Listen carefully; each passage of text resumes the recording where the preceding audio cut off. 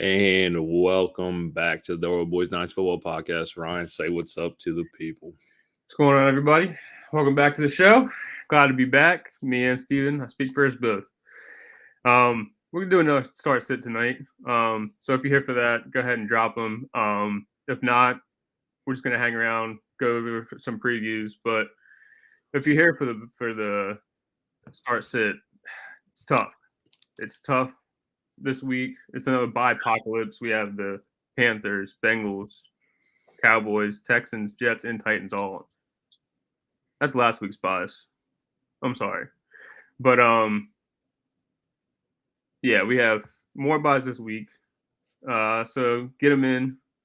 I'm sorry. I had my notes wrong. My apologies. We have 6 teams on bye, everybody. We got the Panthers, the Bengals, the Boys, the Texans, the Jets, and the Titans are all on bye this week. I have the notes are right. Oh my god, my bad. I apologize. I'll turn a rough start over here. You all right, bad. But yeah, no. So you get the questions in. We're prepared tonight. We came ready to rock despite the slow start. Yeah. I do want to say, obviously, I've told my wife, but happy anniversary to me and my wife. 5 years married. It's been a hell of a ride so far. You know what I mean? We had a good night last night. First night away from Hannah was a little sketchy. Not sketchy, but it you know what I mean. It was rough. It was the first night away from Hannah in almost 2.5 years. Yeah, it's weird. Probably like a little bit of relief, but at the same time not. It's weird. I will tell you, she kind of snapped for my anniversary. Can't even lie. You know what I mean? She bought me a new putter, put my putter in my golf bag, got me a new pair of golf shoes. I feel like Tiger on Sunday, baby. We only wear red over here, boy. Straight killer. Jeez. Not the putter. Straight putter. Just odd. It's one of them Odyssey double ball golf putters, man. It's a beautiful club. I don't know how she afforded it, to be honest with you. You might as well be speaking gibberish to me because okay. But we're gonna let everybody get in here, man. We do have a start sit tonight. We did really good on our last start sit. I mean, really good, like really positive results from that. We're gonna keep it rolling tonight, baby. Week 7, there's gonna be some tough questions. The running back landscape continues to get murkier and murkier every week. Yeah, it's tough this week, especially you guys you drafted the top. Joe Mixon on a bye, Derrick Henry on a bye, Tony Pollard on a bye, Breece Hall on a bye. So it's rough this week for running backs, especially in that position. It's very rough. I'm letting everybody flow in, and we're going to get started as soon as we get some comments here. But it's going to do a Week 7 preview. First off, what did you think about the Thursday night game? Honestly, Saints look rough outside of Alvin Kamara.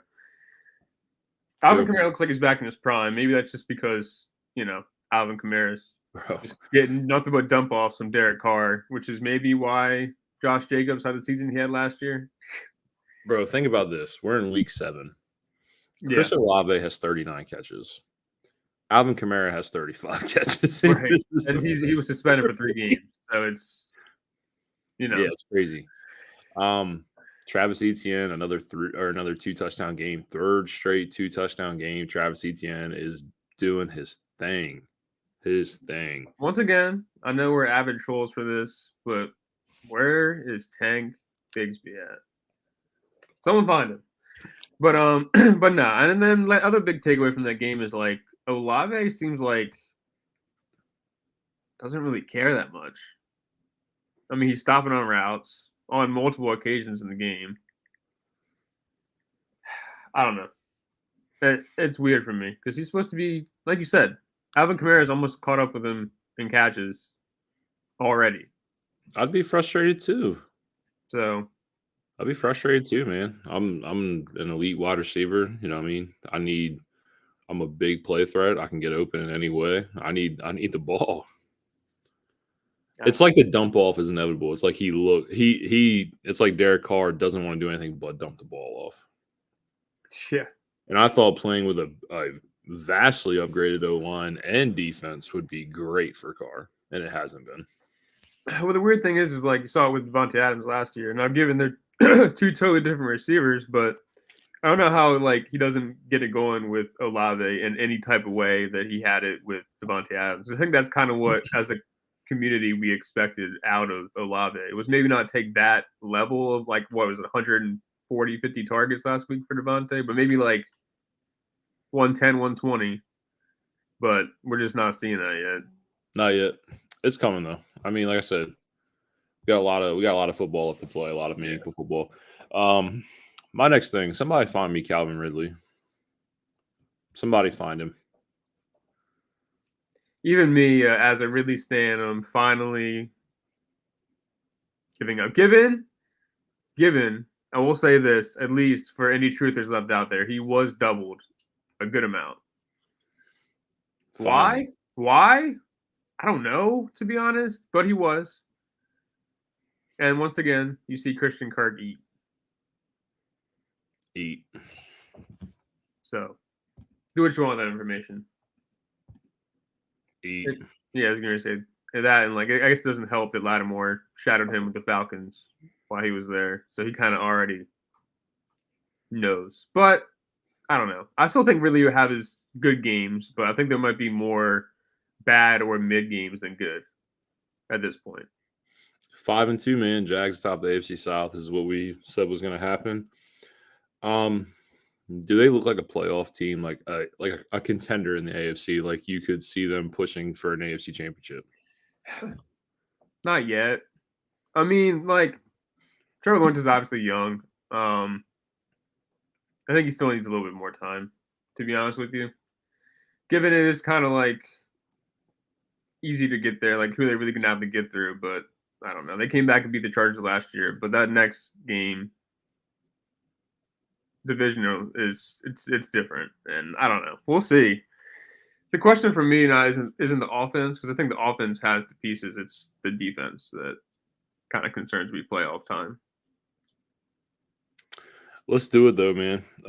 Do you have any? You got any start sits before we get out? We get the crowd in here and we get rolling. Not really this week. As many buys as there was. I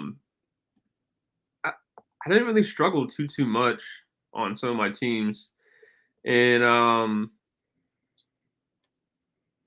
before it was like going between KJ Osborne and Roschon Johnson, but then Roschon's out for the game, so like I just go KJ. It's just like small stuff like that. You have any like big ones on your side? Well, I mean, let me see if I can find one. It comes down to this, man. Like I'm trying to replace DK. I have DK lined up in my flex. DK doesn't practice all week with a rib and a hip injury. Lockett's also questionable. Huge, vastly questionable, like they both are. It came down to this. Am I gonna put DK? Lockett's playing. Am I gonna put DK in the flex? And am I looking to play Pickens with Deontay coming back? Or like, you know what I mean? It was in that auction league I was telling you about. I have some injuries mounting up.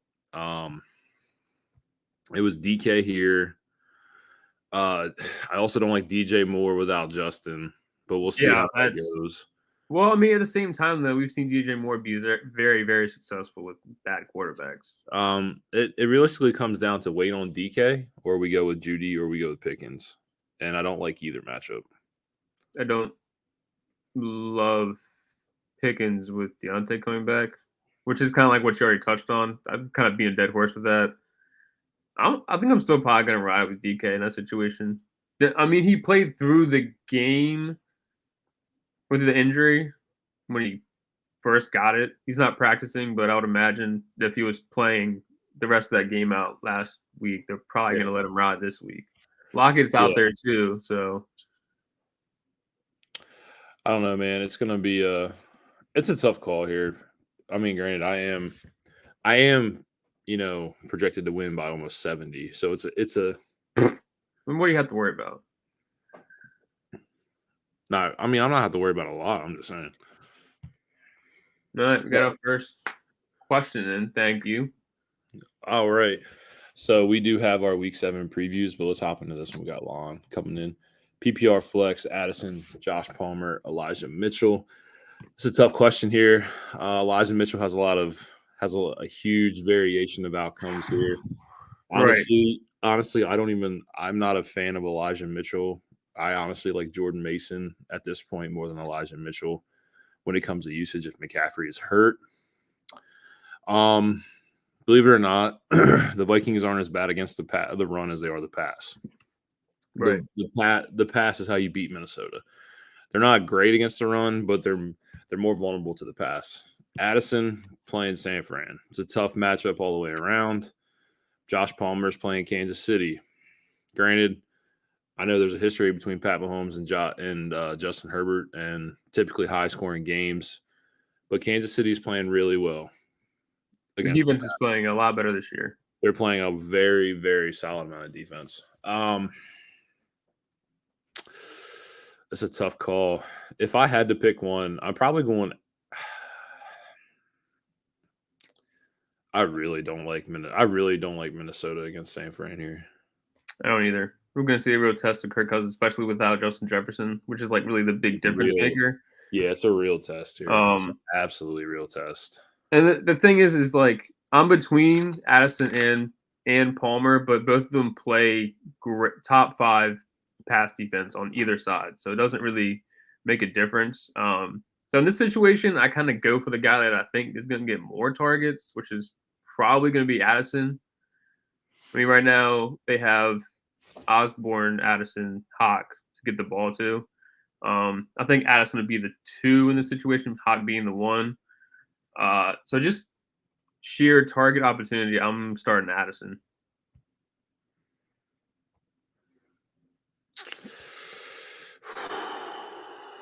I think Addison's the right choice. I really do. But something in me tells me that this Kansas City and this Chargers game is going to be big, solid game. I'm going to go Palmer. Palmer for you? It's so close for me. I'm going to go Palmer. I'm assuming is that Craig Reynolds? Do I drop Reynolds and pick up Henderson? Okay, so as we continue our Week 4 preview, let's hop into the Rams' backfield. Kyron Williams goes on IR. He can come back Week 11. Yep. Cool. Terrell Henderson's now off the practice squad. Royce Freeman, Zach Evans. Yep. I'll be honest with you. This is going to be a fun week to see how this backfield plays out. Huge week because you're playing the Steelers. We're the 30th overall. We're the 30th overall defense. We're terrible. We're absolutely terrible. Yeah. I have to see how the backfield pans out. Do you drop Reynolds?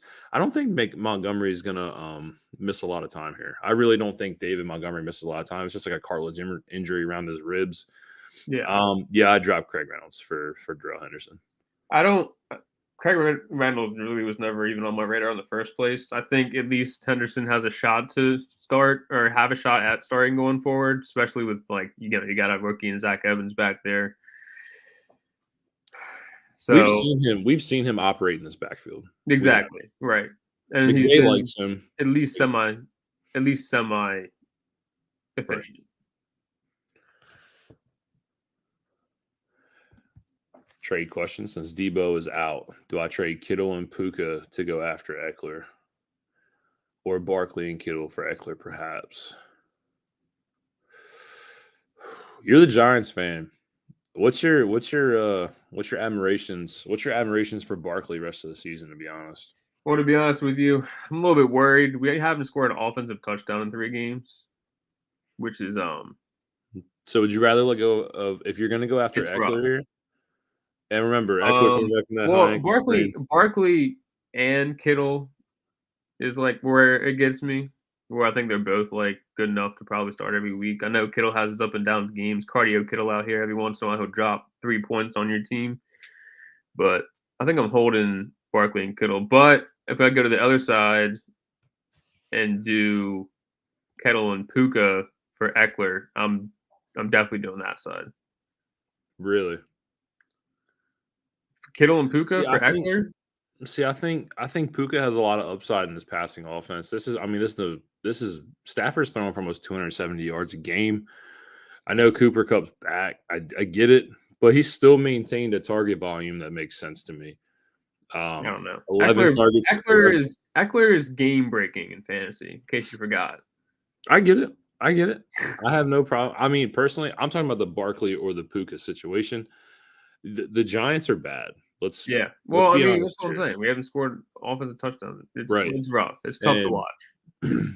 I know volume speaks a lot, but touchdowns speak a lot too. Offenses that thrive and move the ball. I'm going to hold Puka the rest of the season over Barkley. Just me. I would move Barkley and Kittle for Eckler. I would rather keep Puka. That's just me. Wow. You keeping Puka over Barkley rest of the season? Yep.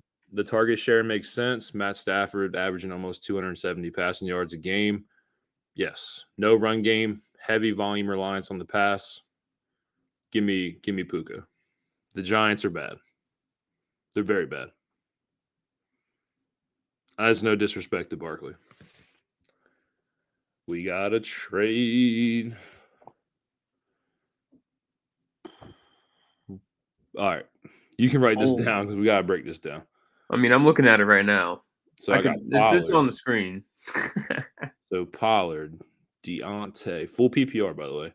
Pollard, Deontay, James Conner, Jameson Williams for Taylor, Thielen, Khalil Herbert, and Mayer. You know the crazy part is the person that scored the most points in this scenario is fucking Adam Thielen. Yeah. So for me, it's pretty straightforward for me. If that's Jonathan Taylor, I'm taking Jonathan Taylor all day. I mean, Deontay Johnson doesn't do much for me. James Conner. See, you've always been a Deontay hater, but that man's a target machine. I'm not like I am an avid Deontay hater, but at the same time, like that Steelers offense is no better than the Giants offense. So it's like I don't know. And then you're gonna tell me I can get Adam Thielen on the other side, who's getting like 15 targets a game. I know it's tough. So it's like Taylor hasn't gotten rocking yet. And you get Michael Mayer, who like here's where we're at. He said his squad would be Fields, Geno, Bijan, Taylor, Khalil Herbert, Tajay, Olave, Thielen, JSN, Curtis Samuel. So he already has Bijan. He would keep Pollard. He'd have Deontay on top of that. So Olave. Connor too. I can't wait for Connor to come off the IR. Jameson. Yeah. Give me the Taylor Thielen side. Yeah. Yep. Thank you. Yep. Give me the Taylor Thielen side. It's close. Flex spot, Palmer or JSN. JSN. That was JSN. Be the only one. We just had the best game. JSN's. We've just seen the best game. His participation. Yes. It's going up, baby. Yes. Going up. So that excites me. That's what I'm saying. Like, I mean, you're talking about a Cardinals defense that can get gashed however way you want to twist it. They're bad. They're down their slot corner. JSN runs all of his routes out of the slot. I mean, I'm going to go JSN here. Although I like I said, I picked Palmer over Addison in this divisional game. I think with this game, you could throw defenses out the window here a little bit to a certain extent. I think Justin Herbert typically plays very well against Pat Mahomes. He may not win, but he does play very well. I mean, he could duke it out, but he's just not a closer, man. I don't care if he's a closer. I need numbers. Yeah, true. I don't care if he's a closer or not. I need numbers. We can talk about him being overrated later, but yeah, I'm going to go JSN. Yeah, I take JSN. But I think you already knew that. The breakout's coming. It is coming. Especially if DK doesn't go.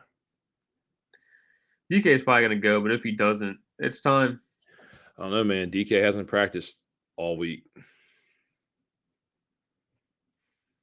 So Ferguson and Michael Mayer. Okay. So let's hop into it. Like I said, we're still talking the week 7 overall. We got Browns and the Colts. Browns are the number 1 defense in football. They are playing lights out. So for that, obviously we're talking about a league low 121 passing yards and 79 rushing yards a game. I don't expect any breakout games for anybody on the Indianapolis side of the ball. Yeah, no, it's a When complete you're in the wash. same boat. It's a complete wash. I mean, given Gardner Minshew is probably going to throw the ball 40, 50 times, I don't think anything significant is going to come of it, if we're being honest. I mean, it comes down to this, man. It's just like it's in Indy. That's the only benefit they have. Yeah. To be honest with you, you don't have. I haven't read anything about Deshaun Watson this week. I know he's not. I know he hasn't been practicing. I'm assuming PJ Walker is going to draw another start. Oh, he is expected to start, barring a step back. Okay, so sorry, I did not see that going into the pregame notes. Watson is expected to start, barring a step back. Yeah. We know how that is. He didn't start last week. The thing that worries me for the Colts, just I don't mean butt in, but they get a good time. But they depend on the run to get these games done, and the Browns only allowing 79 rushing yards per game. That's rough. Oh, it's very bad. It's tough. Yeah. It's going to be a tough week. You have to remember this, man. This Browns team is legit. They're a legit defense. They're a good team. If they can figure out, if they can get clicking on both sides of the ball at the same time, to me, they're a top 5 team in the AFC, to be honest with you. Yeah. Like I said, the Colts are very vulnerable on defense as well. I mean, they're allowing almost 244 passing yards and over 113 rushing yards a game. So it looks pretty good on both sides. Amari Cooper should be in your lineups. Jerome Ford needs to be in your lineups. It should be a good week. I don't expect this game. I mean, it probably be close. You know, the Browns will brown, but yeah, the Browns will brown. So if that's one thing I've learned in my football watching career, it's the Browns will certainly brown. So, anything else? Anybody you're starting on the Colts side? Anybody? Unless I'm really, really, really in a bad situation, probably not. Other than maybe Michael Pittman,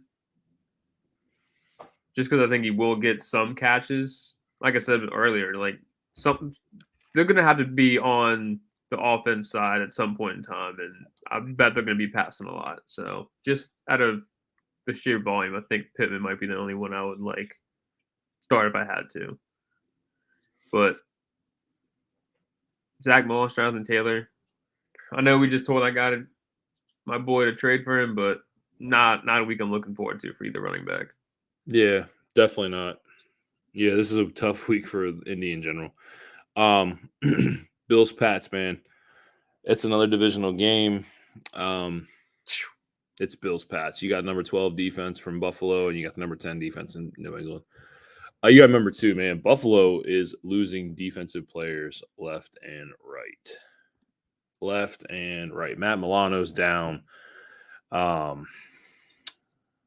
White went down non-contact like a week ago. I got to keep going down the list off the top of my head.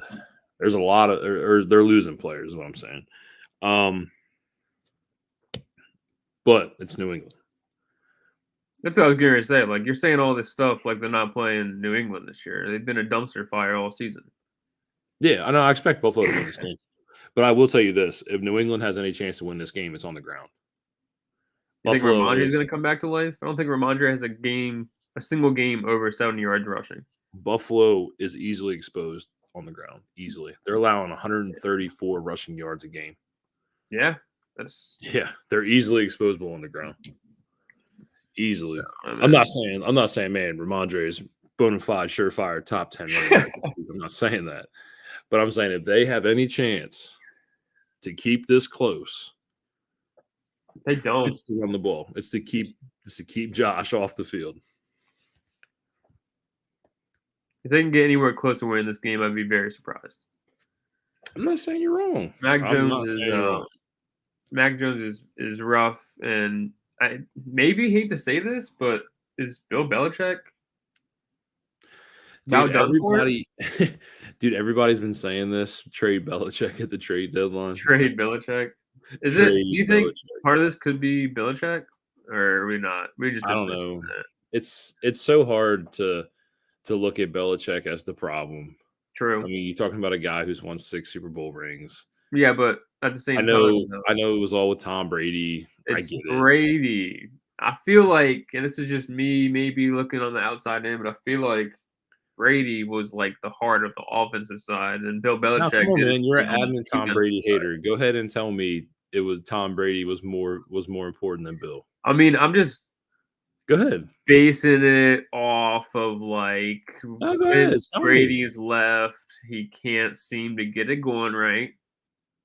Don't love it. I think maybe Brady was that offense and Belichick was that defense. I mean, you see it kind of now. I mean, they have the number 10 defense, but the offensive side of the ball, I guarantee you they're 25 or below. I don't know off the top of my head for sure, but keep talking. I'm just saying, might be Bill Belichick's time. Bill Belichick, the GM, is the problem. The coach is not the problem. Belichick, the coach, is not the problem. Belichick, the GM, is the problem. Agreed. So, fair point. They decided to re-sign Devontae Parker, and then they decided to bring in Juju on a $3 and $33 million contract. Meanwhile, Jacoby Myers goes to Vegas on a $3 and $33 million contract. Yeah, you see him hooping. He's balling. Yeah. With Jimmy G. Now, given he'd have Mac Jones, so. It doesn't, I mean, anybody in the Patriots, you know what I mean? It's just a scheme. Like, we've seen multiple QBs have success and thrive in the scheme. You've seen Tom Brady succeed. You've seen Tom Brady succeed. You've seen Matt Castle take them to a playoff game. You've seen Jimmy G succeed. You've seen Jacoby Brissett succeed. I mean, we can keep going down. Brian Hoyer and starts. You can keep going down the That's fair. You can keep going down the list. Belichick, the GM, is the problem. You won't listen, Alex. If you're still here, bud, I just need you to understand I'm the biggest Patriots hater and maybe ever. So any shot I can take at Bill, I'm taking it. I would say same goes for Brady, but I'm having a change of heart on Brady as time goes on. I'm sad to say. So, in this game, obviously, Patriots are a tough matchup for Josh and the Bills in general, but you're not sitting your studs. You're starting Diggs. You're starting Josh Allen. I mean, I guess you're going to start Cook as a flex with the way the running back too. The way the running back landscape looks this week, it looks fucking awful, absolutely awful. Outside of that, you're probably starting Gabe Davis. Gabe, that was my question. Is like, are we? Yeah, we're starting, I'm starting Gabe Davis comfortably. Yeah, I'm starting Gabe, and then the Patriots. I'm starting Ramondre. Ramondre. That's it. That's it. I'm good on anything else. That's it. And that's surely because of the matchup. Because surely.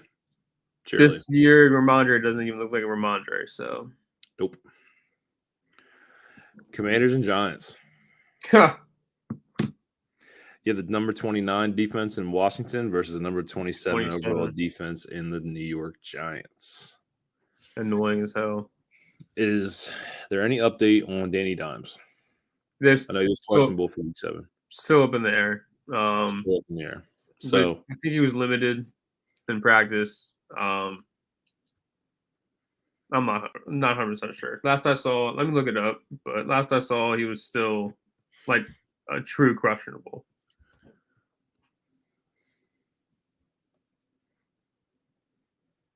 Yeah, you could have said something. Yeah, still questionable. So, I don't know. I mean, if he plays, I think the Giants actually have a shot for once.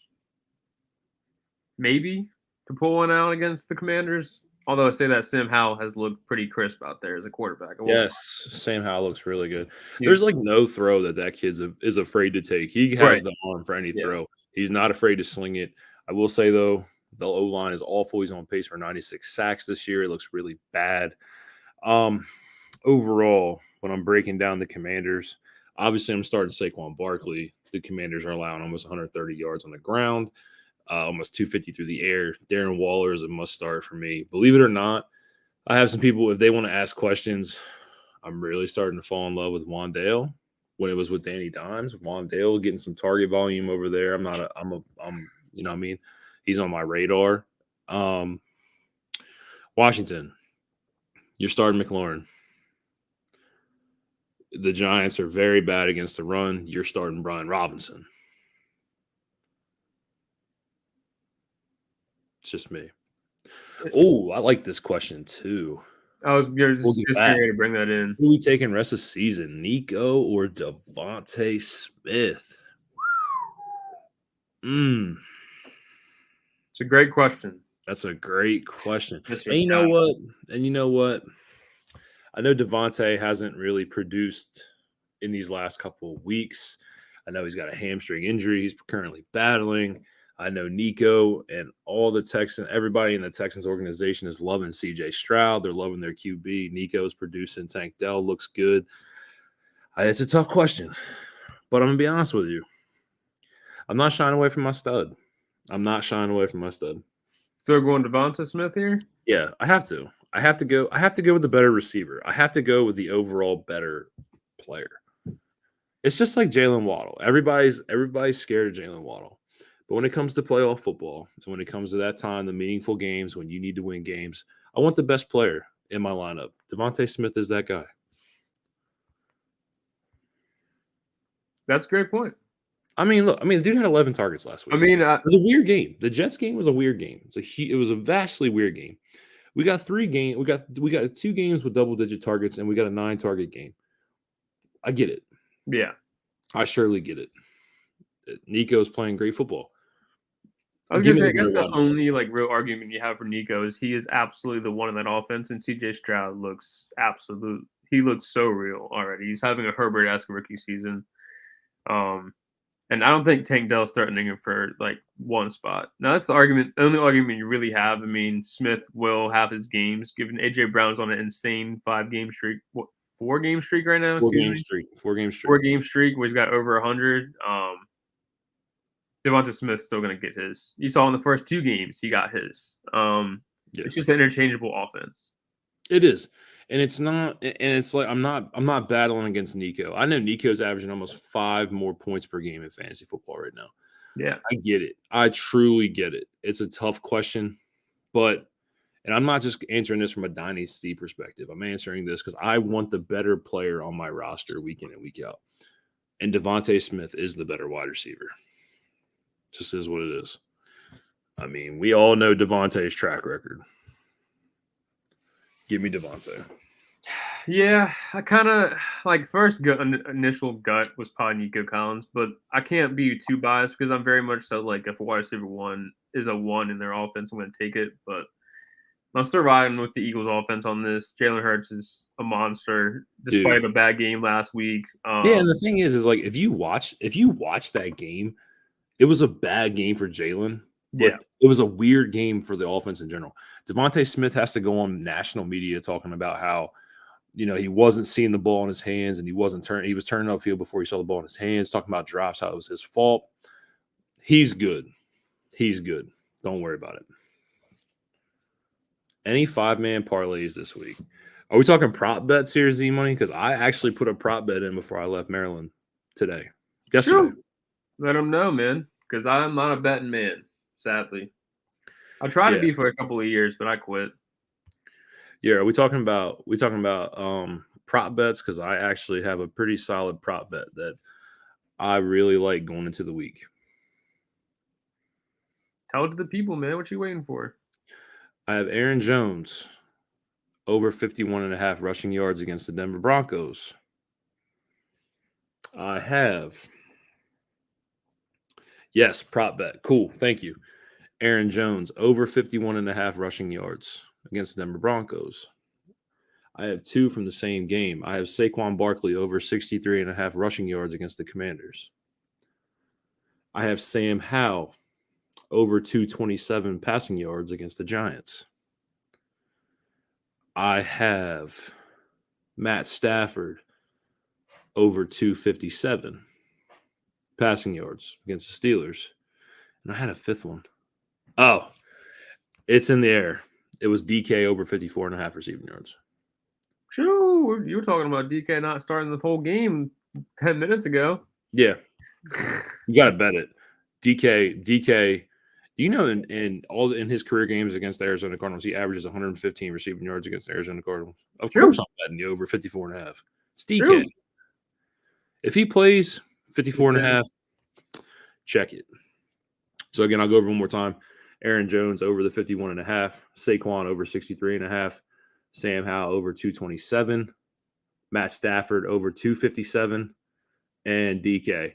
Leave the DK one off if you're not comfortable with him playing up until 425, and go with any Ken Walker prop bet. Smash that. Yeah. Smash the Ken Walker prop bet. Think CMC plays. If not, is Jeff Wilson a good play? Emil, can I get any other reference to your roster? Anything to your roster reference? Like, is Jeff Wilson the only play we have here? Is, you know what I mean? Is there any waiver wire pickups? I replaced DK with Bijan over 1 yard. Sorry, stay on track. My bad. We're gonna. So you know what I mean. I need a little bit more reference to this question before we answer the question. So let's go with this. Traded Puka and Dameon Pierce for Waddle and Nico Collins earlier. I fleeced, right? Absolutely. Honestly, Yo, I think there's an absolute huge possibility that Devin Singletary really eats into his role, into Dameon Pierce's role. Yeah. To be honest, Devin Singletary, for their running game doesn't look that great, but Devin Singletary looks better. Puka Hike is crazy. Who's a better tight end this week? Musgrave or Higbee? The Broncos are bad. Let's get that twisted. But the Steelers are bad. I was about to say, I was just getting ready to say the Steelers are also pretty bad. I just haven't been impressed with Higbee since the return of Cooper Kupp. Now that he's fighting for targets with Cooper and Puka. Yeah. They had that high, and they had the high usage of Kyron Williams, but that's gone. I don't know how the backfield's going to play out with these touches overall. I'm going to go Musgrave. Musgrave came off his best game last week. I'm going to go Musgrave. Just have that parlay 20 on it, Brad. Yeah, I think Musgrave too. Like the rookie's usage, man. I won't lie. I mean, given the Packers do have a lot of options earlier, they have Jaden Reed, Christian Watson, Dobbs, Dante, Aaron Jones is back. All that being said, I think I'm still gonna start Musgrave. Yeah, I'm going Musgrave too. Yeah. Who'd you pick as a wide receiver 2? McLaurin, Godwin, Amari, Jacoby. So off rip, I'm gonna eliminate one. I'm gonna bring it down to 2. Mine is I'm gonna eliminate Godwin. I mean, it's between McLaurin and Amari. For me, it's Amari. It's McLaurin and Amari as well. Yeah. This comes down to the health of Deshaun Watson, to be honest, for me. But I'm going to and honestly, with how well Sam Howell is slinging the ball, it's really not to the wide receivers. Logan Thomas is benefiting a lot from this volume. Yeah. It is a divisional game. McLaurin always shows up in these moments. I'm going to go McLaurin. I sit on the Amari side. And I say that because I do expect Sam Howell to be successful, but like you said, they're spreading the ball evenly across these guys. Yes, they are. McLaurin, Dotson, Samuel and Logan Thomas are all around that same area of targets this year. There's not much separation between them. Doing a good job of spreading it across. Amari is the one, and if he's going against the Colts this week with Deshaun playing, I think it's Amari Cooper. Yeah, it's tough. It's very close for me. I mean, I'm gonna go McLaurin in this divisional game. Always tends to show up in these moments. I hate Amari's a doing great splits. I don't hate starting McLaurin, but yeah. Amari's a good choice as well. Like you said, you gotta remember the Colts are allowing almost 245 passing yards a game. right, It's exactly. a huge number. He replaced DK with Bijan. Not a bad. I mean, so you're having Bijan at 55 rushing yards. Remember, they are playing the Bucks. The Bucks are fucking awesome against the run. They're allowing only 83 rushing yards a game. Just saying. I think Ken you're Walker. saying like Bijan over 1 yard might be like the special bet, the free bet of the week. I think is what it was. Oh, okay. Yeah, so free play. Hold on. I just traded for Ayuk. Is he better than these guys? I'm assuming we're talking about this group right here. Is Ayuk is better than every wide receiver listed in this equation? I agree. Ayuk is the number one. He's the number one receiver when it comes to beating man coverage. His peripherals are elite. I love Ayuk rest of the season. And Ayuk is. We talk a lot of dynasty. We are dynasty producers as well. Ayuk's rising up my dynasty ranks. Also, just moved for Ayuk myself, so we're gonna celebrate the rest of the season, bud. And yeah, I think Ayuk's better than every single guy listed. Got some advice. Someone wants Nakua for Godwin and Monty. My wide receivers are Chase, by Collins, by. I'm starting Devontae Smith, Jacoby. Running backs are Eckler, Mostert, Brees, by, and James Cook. So he wants Puka for Godwin and Monty. I really like Montgomery in this offense. They are the kings of the North. His schedule gets very, very enticing during the playoff stretch. Yeah, I'm trading Puka for Godwin and Monty. It's a 2-for-1 trade. It's kind of hard to lose that, especially when you're already getting Monty, who's obviously the back in there. I mean, he would have to be injured for a long period of time for you to end up losing that trade. In my mind, I mean, Monty's balling. And then it's just a cartilage injury. It's not expected to be IR. Go on IR here. Let him get healthy. Puka is averaging over 20 a game, but please remember that number is going to drop and has changed since Cooper's come back. Monty is averaging almost 18 fantasy points a game for running backs. Yep. The running back landscape is hard to it's just a terrible landscape at this current moment. Yes, give me the Godwin and Monty side. Yeah. 100%.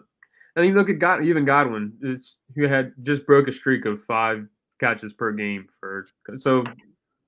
was like 18 games straight. Godwin is also consistent. Right. Get some depth. Godwin's consistent. Mike Evans is the one. Obviously, we all know that. But Godwin is vastly consistent. Saquon over 70, Aaron Jones over 53 rush, Sam Howell over 230, and Stafford over 261. Let's ride, brother. Let's ride. Lay it on the line. I put money on it too, baby. Let's ride.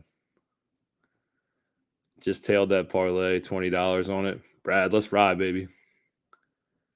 Can you rank them? Ramondre, Jones, Gibbs, London. Aaron Jones won. I absolutely hate the matchup for Drake London in Tampa this week. I expect a very low scoring affair. I really do. Yeah. I'm going to go Aaron Jones 1, Ramondre 2, Gibbs 3, Drake London 4. I think that's the right list. I can see a real argument for Jameer being over Stevenson because you figure Craig Reynolds probably isn't going to factor in too much. I don't think he's has much talent. This could be the game for Jameer Gibbs. It could. So that being said, I'm probably flipping Jameer and Ramondre, and I'm even hesitant to put Aaron Jones at 1 because is he going to play for sure? Yeah, Aaron Jones is active. He's ready to ride.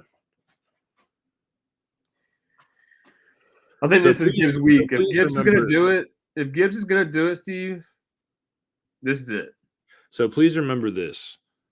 When it comes to the bend don't break mentality, the Ravens defense is playing good football. They are the number 2 overall defense when it comes to total yardage allowed, 163 through the air, 97 rushing yards a game. This team is tough. The Ravens defense is good. I'm telling you this, Jahmyr Gibbs has not looked special on the ground all year. Neither is Ramondre. No question. Neither has, dude. I like the Bills matchup. I'm going to take the Bills matchup on the ground. They're very vulnerable. I'm going to go Jones, Ramondre, Gibbs, London. For what it's worth, it's probably about even. So I'm not stressing about it. Non-fantasy question, but what happened to Brissett on the Browns? He was balling as a backup. I'll be honest with you. I think when they got Dorian Thompson-Robinson, it was just a way. It was just a replacement thing. You know what I mean? They didn't want to pay a backup. I mean, an extensive amount of money when you could do when you had a rookie backup there. Remember, PJ Walker was playing in the XFL, and then he went to Carolina and got his chance. He's on veteran minimum. You pay Deshaun Watson this fully guaranteed contract of $230+ million. You really don't have a lot of money to allocate other places. So that's just what that probably came down to. But he is a great backup. Brissett is a very knowledgeable backup and a very good backup. I'm fine with it. Yeah, you kind of took the words out of my mouth. But, like, I mean, you said it, man. It's like, sadly, sometimes football itself just comes down to a business. And it's so much easier to get a rookie on a 4-year contract than try to pay a vet anything. Especially when, like you said, they're paying Deshaun Watson all this money, man. They're paying him so much. Is Aaron Jones even gonna play? Is the next question. He's had limited practices all week. I expect him to go. He's only played in 2 games this year. Everybody's absolutely right.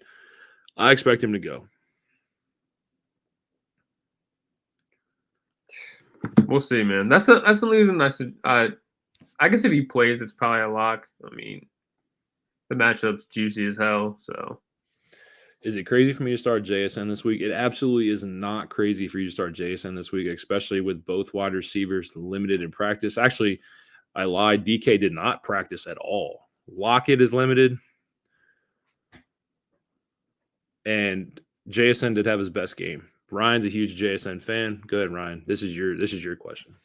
I didn't even process the full question. It's crazy to start JSN this week of Hollywood. I don't trust Dobbs and this Cardinals offense. My gut is telling me JSN this week. I mean, it's really a battle because, like, Hollywood Brown's very much your guy. And the JSN's my guy. I'm definitely not starting JSN over Hollywood, to be honest. That's what the but I'm just saying. He said it's his gut feeling. I mean, you have to remember we're talking about a guy in Hollywood who has 4 games over 10 targets. He's a monster. Hollywood's an absolute monster. They wanted him to be a part of their long-term plan. He's averaging 14 fantasy points a game. Like I said, I think JSN is actually a sneaky good play if DK doesn't play. So I would be if DK doesn't go, I would lean JSN. I'm assuming DK plays considering he played last week. But I mean, I think either way, I think just play Hollywood. I think this could be a sneaky good game for both teams, Cardinals and Seahawks. They could maybe run up some stuff. Josh Dobbs doesn't look terrible. I mean,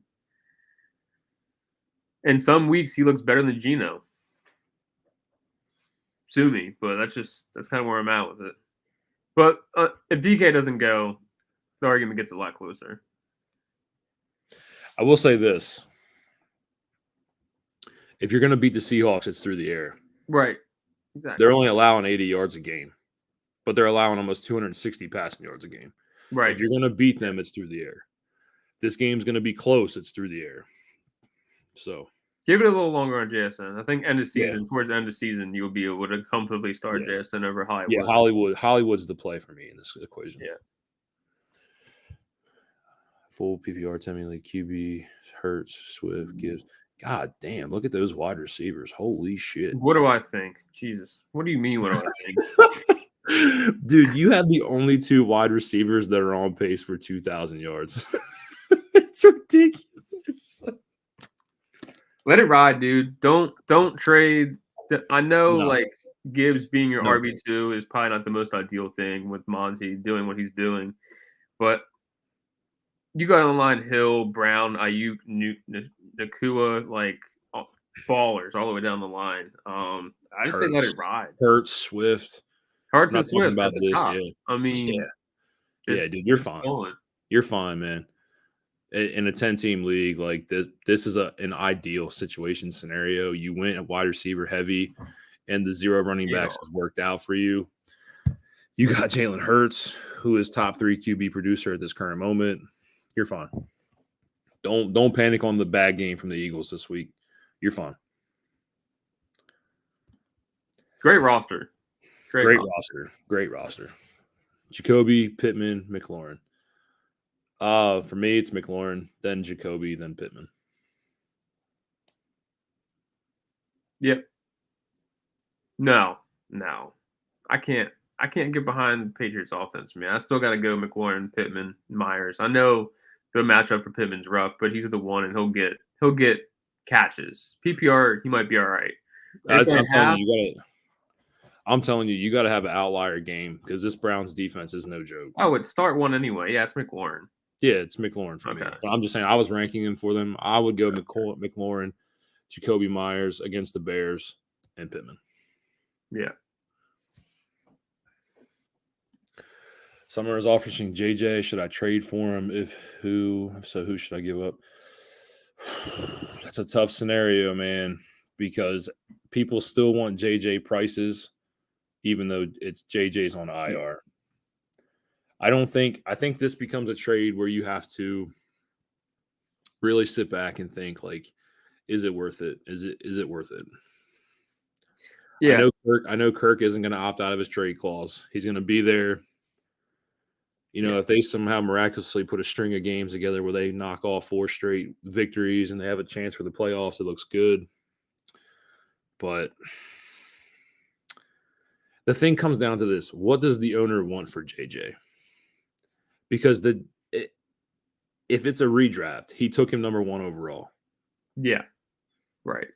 And it wasn't like the history of number 1 overall picks, the year prior where they produced at an elite level, injuries happen or they weren't producing. Obviously, this is the injury part of it, but JJ was producing at an elite level.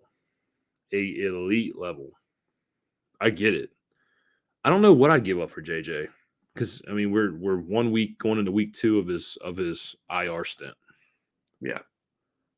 What would you give up for JJ? So for me, like you said it already a little bit, but like you figure like he's selling JJ, but like you're still gonna be paying JJ price as if he was playing. So I would imagine he's probably gonna want AJ Brown. Maybe plus, to be honest with you. No, wouldn't do it. So that's out of the question. That's going. I mean, if you can get away with trading Ayuk or Nakua for him, shit. I don't think they would take Ayuk or Nakua. Right, that's what I'm saying. So it's in between. It comes down to trading AJ Brown for JJ. I'm not doing that. I don't think so either. I think you just let the JJ guy hold on to him. To be honest, yeah. Especially if you're winning, don't fuck up the momentum. You know what I mean? Yeah. My man Dylan just dropped a like and subscribe. Thank you. Thank you, Dylan. We appreciate that. Yards per team. We're part of a great community over here. Thank you so much. Let's see. Pick one. Stafford or Howe? Stafford. And I like both. I really like both. Oh my god, dude. I like both. I think it's Stafford. And here, for me, it's Stafford only because Kyron is out. He's already passing the ball a ton. I think this game is going to be a lot of Matt Stafford throwing the ball. They're going to be cycling between Henderson, Evans. I don't think the running game is going to be as good as it has been. I expect Stafford to throw the ball a ton. He has the weapons for it. Give me Stafford in this situation. Give me Stafford. And like I said, that's no disrespect to Howe. I like Howe. Defense, Rams, Pitt, Seahawks, Arizona, Packers, Denver, Seahawks. Seahawks at home. No, Seahawks are at home, right? Or are they on the road? Interesting. They're at home. They're at home. Seahawks at home. I'm starting the Rams. I'm starting the Seahawks. All right, Steelers fan. All right, Hunt if he plays. I'm assuming if Hunt doesn't play, McKinnon or Latavius Murray full PPR. Tough scene. Don't like either one. McKinnon's usage is so spotty, man. It's Right. so spotty. Isaiah Pacheco is the real deal. Oh, that guy's a great runner. Oh he my runs God. so hard, dude. It's so tough. Like, give me Latavius Murray in this situation. Yeah, I'm assuming if Kareem Hunt is part of this equation, if Hunt does play, it's Kareem Hunt. Right. If not, it's Latavius Murray. I'm with it. McKinnon's usage is too spotty for me to start him comfortably ever. At least Latavius Murray, Damian Harris isn't going to be playing. He's on the IR. He'll probably be the boom to the Thunder. Lightning, you know. Yeah. So please, Damian Harris, get well, man. That was rough. Yep.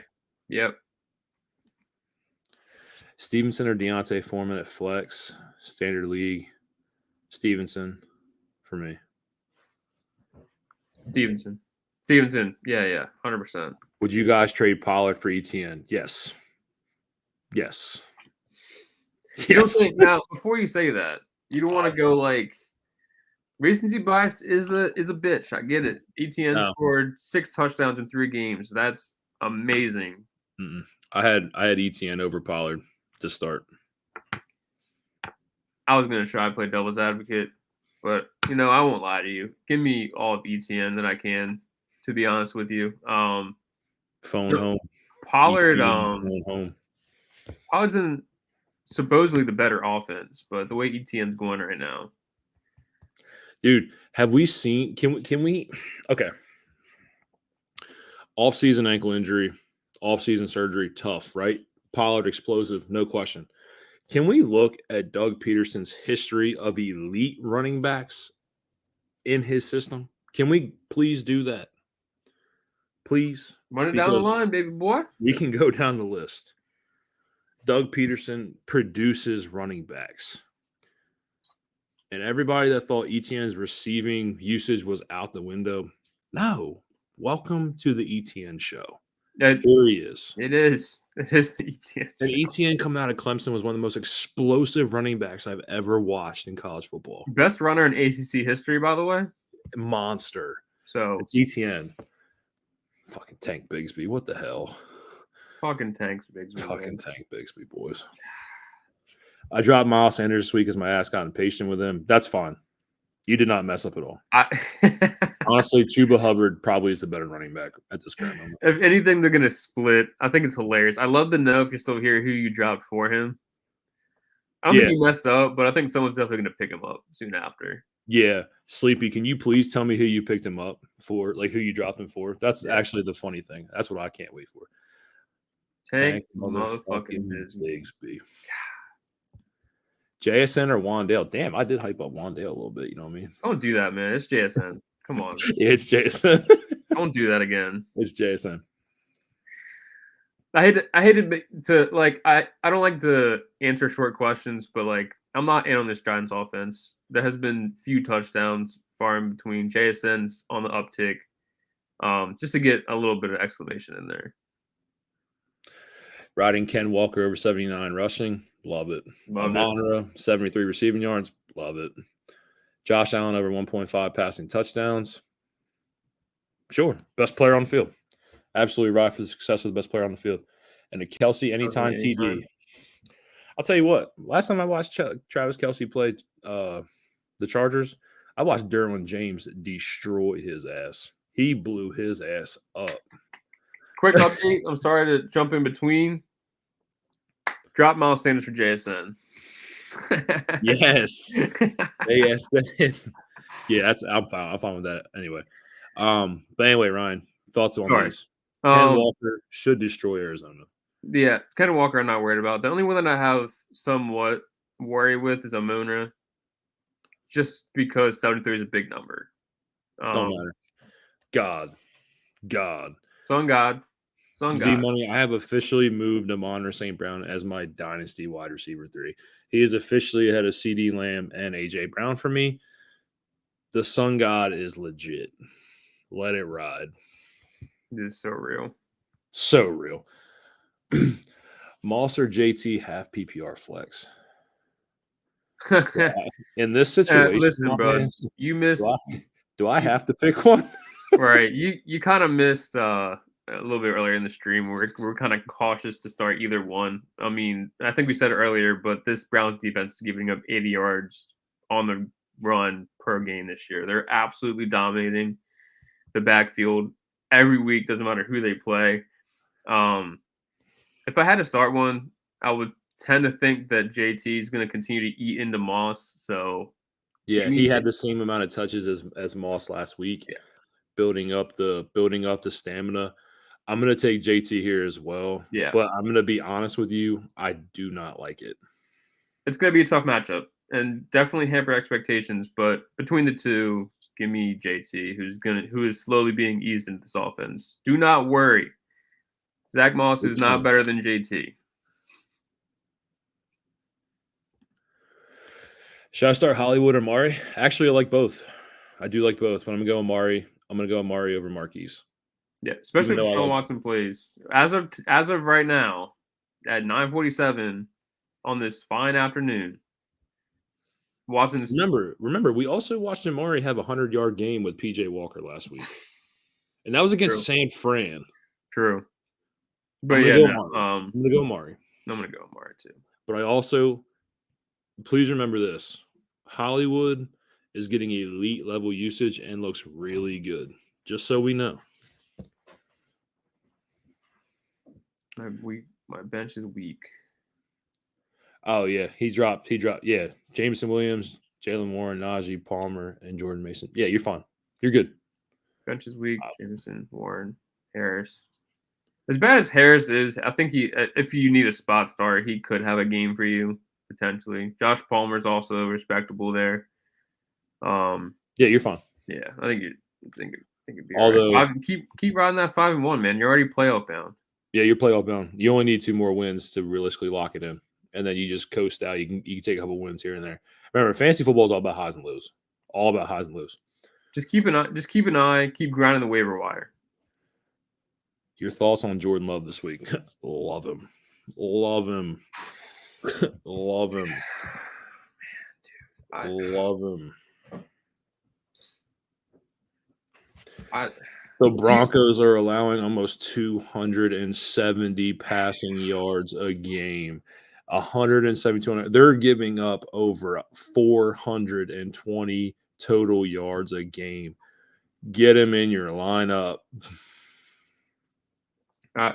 I'm so wary to start Jordan Love literally so quickly. He's looked so off compared to the first few weeks. Like it looks like it's like night and day, dude. Like I don't know. First 2 games he had back-to-back 3 touchdown passing games. He hasn't had 3 since that point.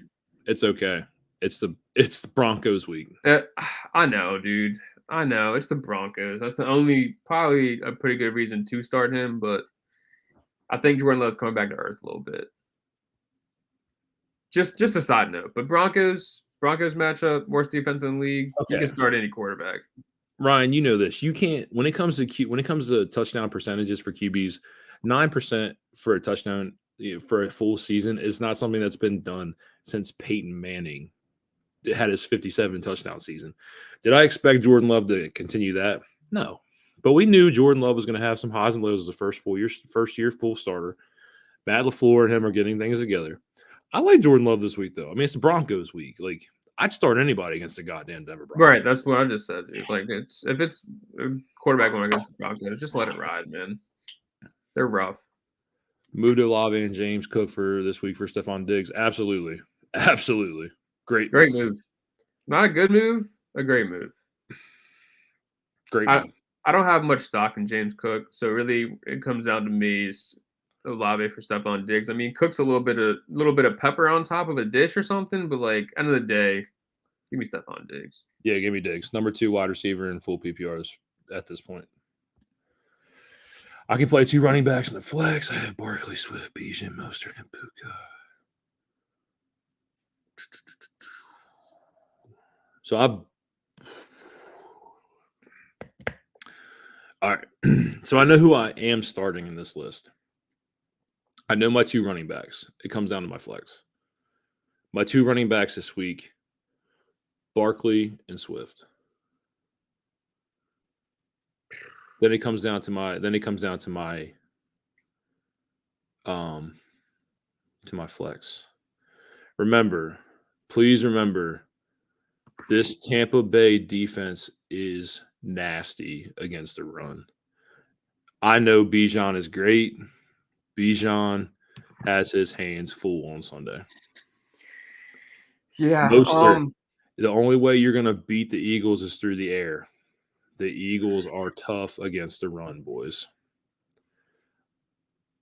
And I don't have it in me to say to sit Bijan. I don't have it in me.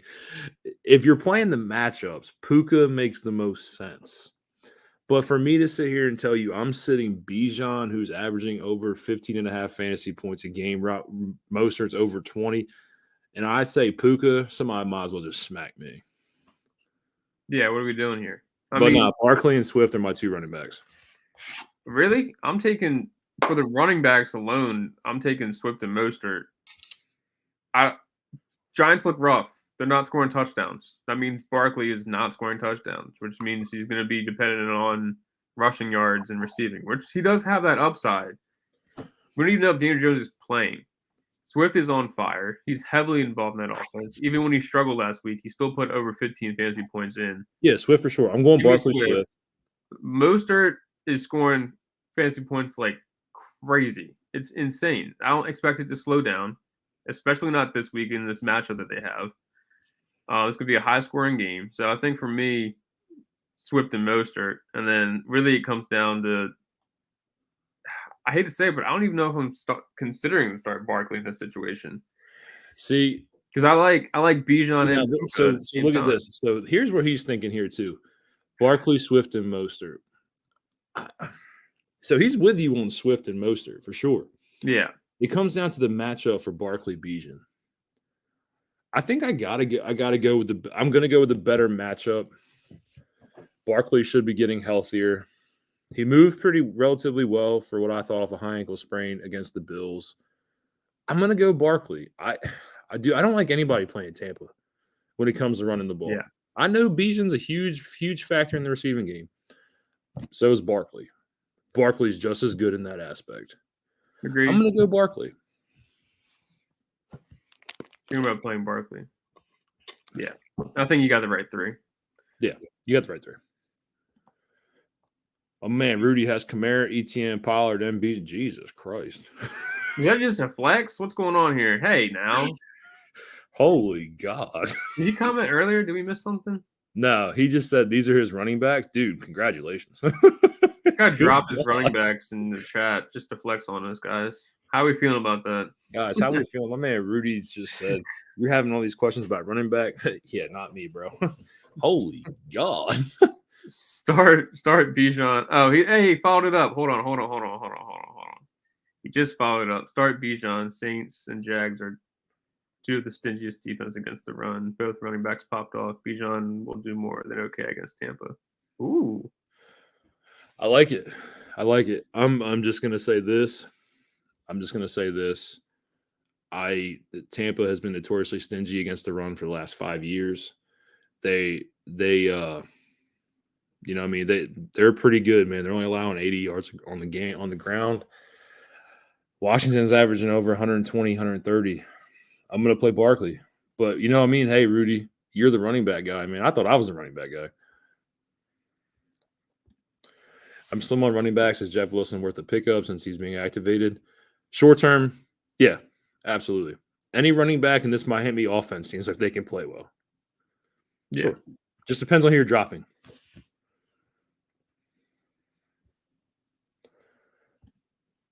Give me 3 picks for DraftKings. We talking about be a little bit more specific. We talking Prop bets. We talking parlays, things like that. I think it just means lineup wise, but maybe I'm wrong. Thought A Chain should. He's talking about lineup wise. Yeah, that's what I was thinking, but I don't know.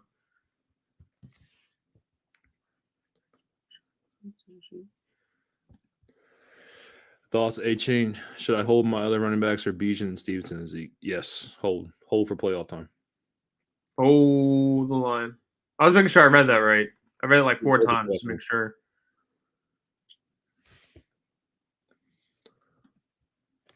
Trade Jeff Wilson and Motion owner for Spears and PPRs. Spears has around 15 keeper grade next year. Oh, yes. Oh, yes.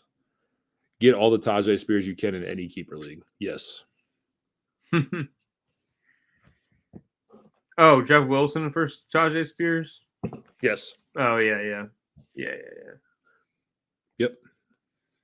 Thanks, guys, for all the love.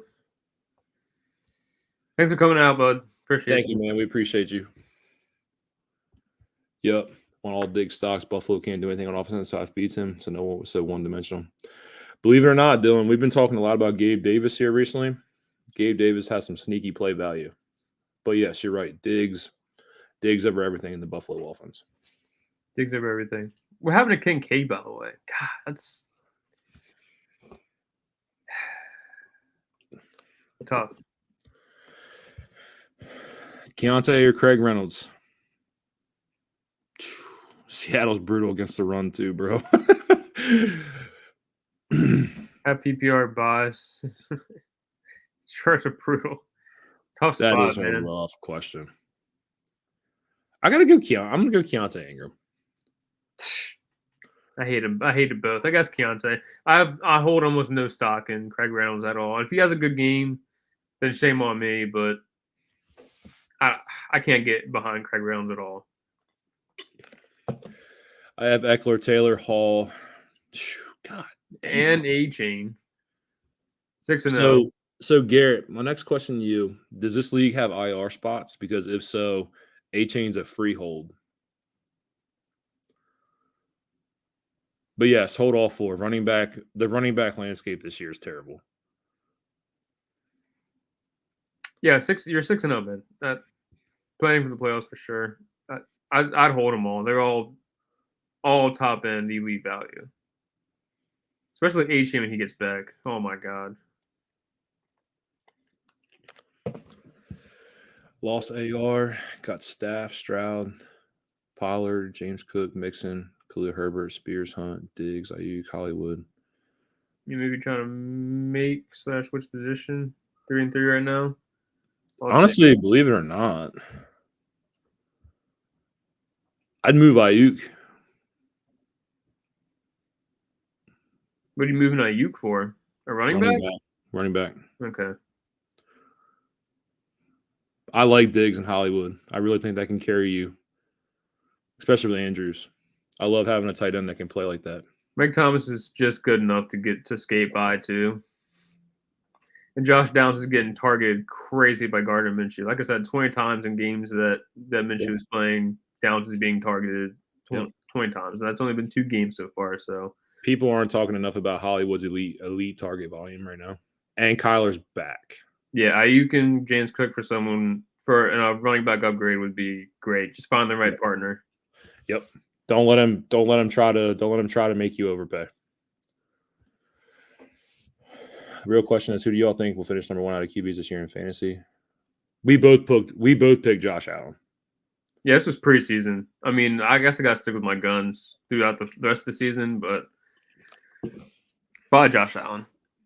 Yo, Eric Foxwell. I work with Eric me and Eric work together. The Steelers are garbage. You know what, buddy? I appreciate you. You know, I hope Baker Mayfield swallows a piece of metal while he tries to chug a beer. Asshole. I really don't wish that. Eric is such an asshole. Steve, listen, bud, it's 10 o'clock now, but if you want to stay on and finish this out, I got to go to sleep. Guys, listen, if you're in here, I'm so sorry. I have to be up at 5 a.m. I got to get some sleep. We got a big day of work tomorrow. Yeah, boys, let's keep it rolling. I'm sorry. You guys have a good night. Thanks for coming out and watching. Thanks for the questions. Have a good night. 3 lineup picks for DraftKings. So what I'm doing to build, I'm pretty sure Aaron Jones is relatively cheap. Against the Denver Broncos. I want Aaron Jones. I really do want Travis Kelce in some degree. And then I would like to build around, if I had to make another pick,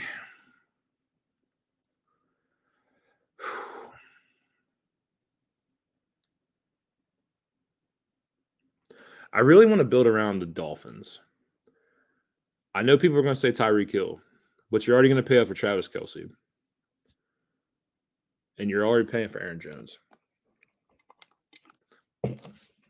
Jalen Waddle this week. Scored his first touchdown last week. Give me Jalen Waddle. Sneaky play. In the league that I moved to Olave, lost Fields. At the moment, got Stroud, CMC, Ford, Roshan, Herbert, Waddle.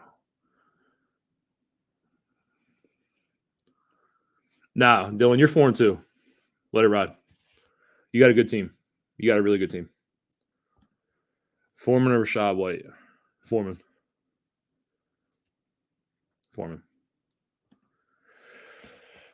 Should I trade DJ Moore for Devontae Smith? That trade is really weird right now with Fields going down with the hand injury. I'm going to keep Devontae Smith.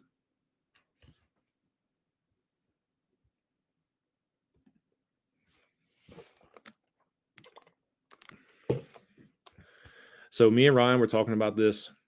The backfield for the Rams is going to be really something to see over the next 4 weeks. I don't know how it plays out, but I'm going to say this. He's succeeded in McVay's system before. He's been a bell cow in that system before. Huge touch load. I think he could be reasonable for the next 4 weeks. I do.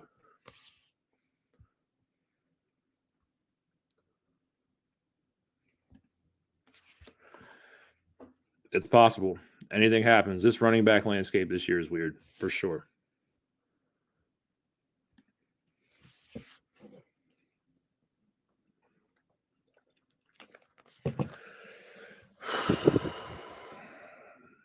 May trade for Dalvin. I'm banking on the rumors that he gets traded to a contender. You think I can bundle him with a Nico or Pittman to get another top 10 wide receiver?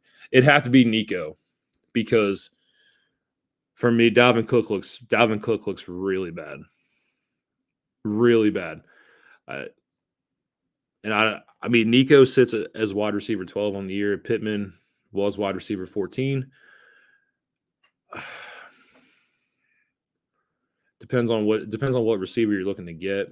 But Nico might be able to get it done, but I don't think Dalvin Cook holds much value.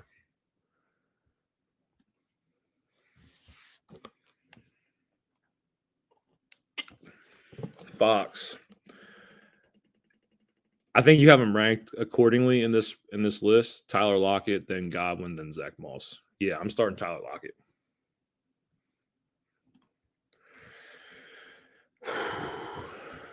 So this is a name that makes sense for me. Saquon Barkley for Justin Jefferson. I probably would. And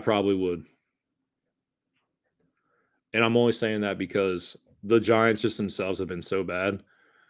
But Barkley is one of the lone spots on the Giants that makes sense. But Justin Jefferson was averaging over 25 fantasy points a game. Give me Jefferson. I can wait two more weeks possibly.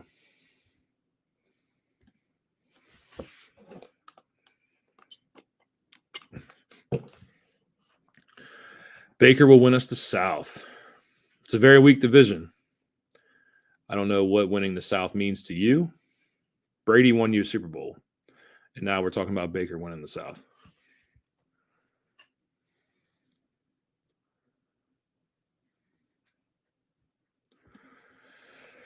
Whew. I really like Zay Flowers here. Pacheco or Zay Flowers? Oh, man.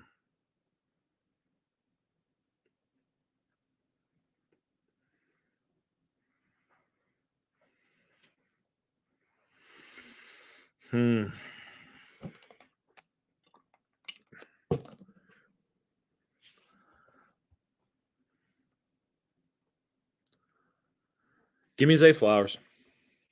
Had to pull my rankings up just to make sure. Give me Zay Flowers. Jeff, Will, or Warren? Give me Jalen Warren. Should I drop Zach Moss for Deontay Foreman? I need to start a running back. Zach Moss has been playing well. But eventually Jonathan Taylor will be back. If you need a starting running back this week, is there anybody else on your bench you can drop before I answer this question?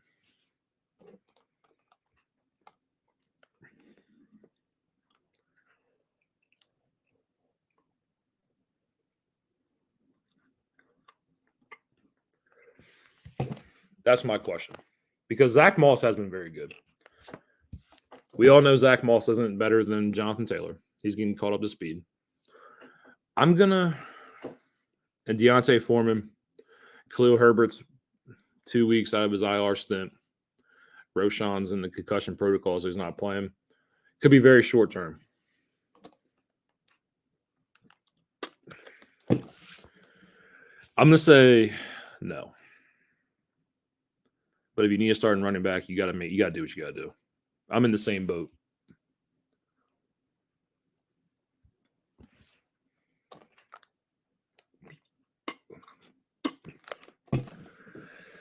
Bijan and Walker starting at running back. Do I start Kittle at flex or Ford or A.J. Dillon? Believe it or not, man, the Colts are the 26th overall defense. They're allowing them almost 114 yards on the ground. Deshaun Watson's playing. If the Browns can click, I think Jerome Ford has a huge game.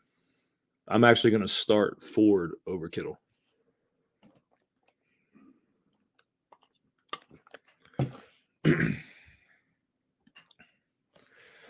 As a lifelong Bucs fan, not a bandwagon guy, some years you got to be happy winning the division, and they could run the ball. Suddenly, Tampa is dangerous. Hey, you are one of the very few Bucs fans I know. I'm very proud of you for being a loyal fan.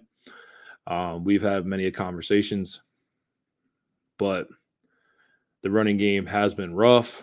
You know, I mean, your running game, we can go back to Cadillac Williams. We can go to the Hamster. We can go to Doug Martin. We can go to playoff Lenny, who looked good. You know what I mean? I'm sorry, man, but just Rachaad White's just not it. You know what's crazy? I was a big fan of Sean Tucker when he came out of Syracuse before the heart condition. I really wish Sean Tucker would get more burn. What QBs do you think are clearly above Tua rest of the season? Ooh, that's a tough question. Miami's averaging almost 500 yards of offense overall this year. Just due to the non-ability to really run. Give me Josh Allen. Give me Jalen Hurts.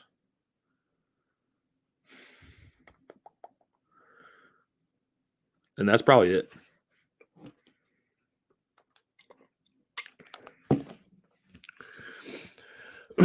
I have Tua over Pat Mahomes rest of the season. I have Tua over Lamar Jackson. I have Tua over Herbert. I have Tua over Kirk Cousins. I have Tua over a lot of QBs. I had Tua as my dark horse to win MVP. I'm big on Tua this year.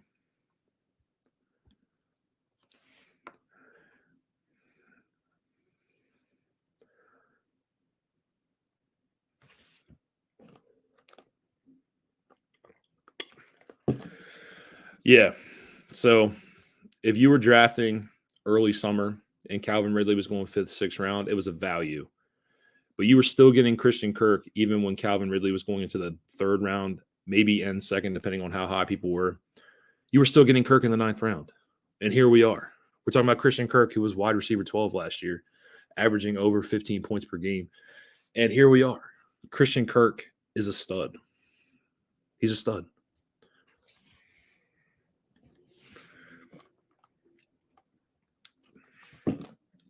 You're the first to say Flowers over Pacheco.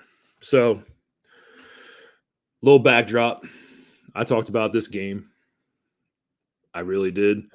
This game typically turns into high scoring games over Justin Herbert's career. It typically has been. It's been good games. If you're going to beat the Detroit Lions, it's through the air. They're the number one overall rushing defense. Lamar, granted, the passing volume hasn't increased, but the passing grade has. The completion percentage, the yards per attempt, and other various things. We saw Zay Flowers score his first touchdown last week. Zay Flowers looks like the 1B to who Mark Andrews is. On top of that, we can look at the target volume. 3 games over double-digit targets. Last week he had 8 as well. He's heavily involved. Out of those 8 targets, 4 of them were in the red zone. Granted, I know his touchdown was on a scramble drill to the left side pocket. But anybody that's getting red zone work as a wide receiver the way Zay Flowers is right now, I'm taking it. Odell, not himself. We all knew that the $18 million contract was a mistake. Rashad Bateman has looked rough. Justice Hill, some juice out of the backfield. But in this offense, it's Mark Andrews and it's Zay Flowers. And the only way you're going to beat the Detroit Lions is through the air.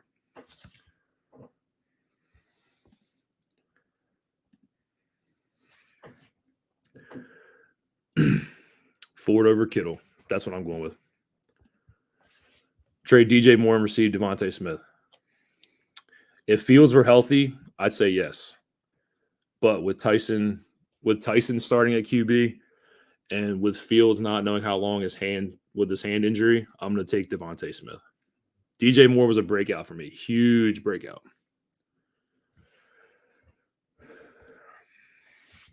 Start 2. Rasheed, Gabe, Flowers. Zay's my 1 here. Zay's my 1 on this receiver list. It comes down to Rasheed and Gabe.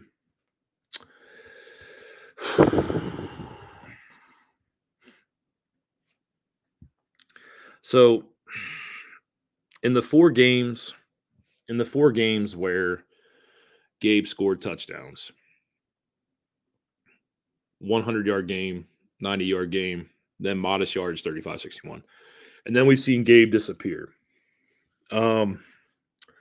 This Patriots D is number 10 defense overall. I'll be honest with you. The Chargers defense is one of the worst against the pass. They're allowing almost 290 yards a game.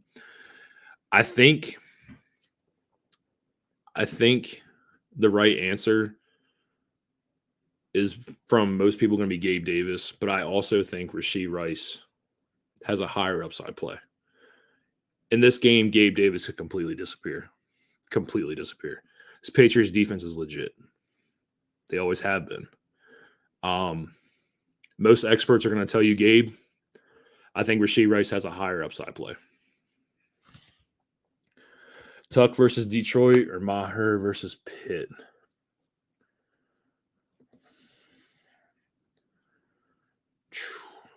It's hard to bet against Justin Tucker. It's very hard. Justin Tucker is the best kicker in the league. And I've watched him kick against me for a long time. I'm a diehard Steelers fan, guys. I'll take Tuck. But unfortunately, remember this. We give up a lot of yardage. We give up a lot of scores. Maher could be kicking a lot too. But I'm going to go with Tuck. Seahawks or Packers defense? Seahawks. I appreciate the insight. Another one. You trade any running backs to improve my wide receivers? I got ETN, Kamara, Pacheco, A-Chain, and Roshan. Puka, Devontae Smith, Flowers, Lockett, and Dell. You got some solid running backs. I'm going to be honest with you. At this point, ETN and Kamara to me are untouchable. We've seen Kamara with 35 catches, and he's played, 3 games? It's untouchable. ETN, huge workload, explosiveness, huge part of this offense, untouchable. I'm not sure what A-Chain can draw you right now. I'm not sure what A-Chain can draw for you right now as a trade being on the IR, but his name was huge a couple weeks ago before the IR stint. Also, Pacheco is running really hard. I would throw out A-Chain first to see what you can get. And then maybe package him with Zay, and then go from there. You can get a solid wide receiver there. Hey, Legendary, thank you so much, man. Yards per, we appreciate you. You're awesome. We appreciate the support. Ooh. Kadarius Toney versus the Chargers or Jameson versus Baltimore. I mean, we all know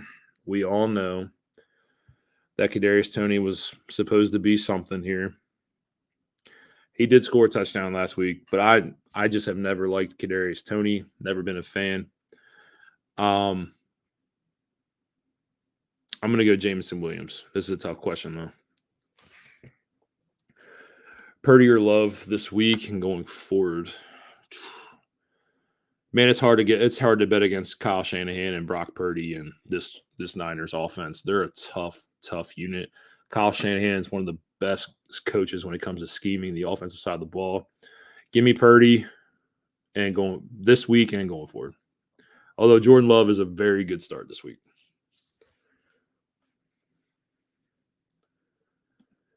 That's a tough, man. I would play Jameson. I'd play for the big play. I'd play for the explosiveness.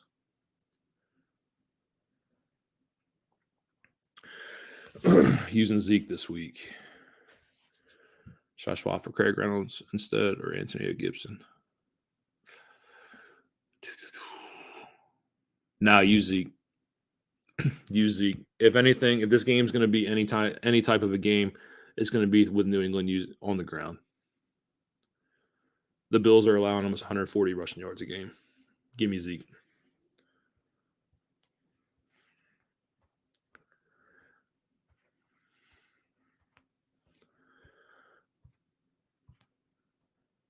And also remember, guys, no running back has led the Commanders' backfield in touches every year or every week. So, like, 1 week it was Gibson. There's multiple weeks where it's been Gibson. There's multiple weeks where it's been Brian Robinson. Mayer against the Bears or Waller? Waller. Starting Waller. Flex Lockett, Brian Robinson, or Addison? Lockett. Going to flex Lockett. Love or Josh? Josh Allen? If it's Josh Allen, we roll with Josh. Yep. If it's Josh Allen, we roll with Josh. No question. Hey. Zayn, thank you so much for the super sticker, man. Anything to support the yards per team. We appreciate you guys.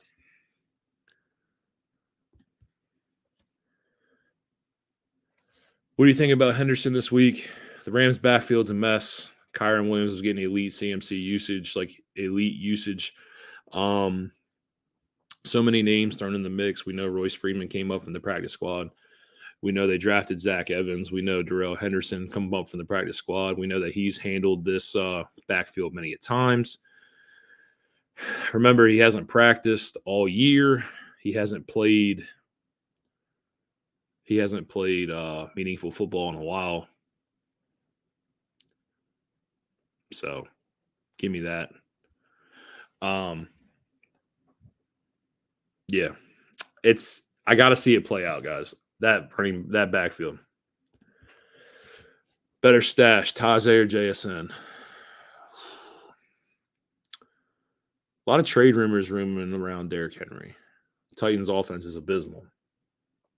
JSN had his best game as a pro last week. But Tajay really eating into the snap percentages for Derrick Henry. And with the way the running back landscape looks at this current moment, I'd rather stash running backs.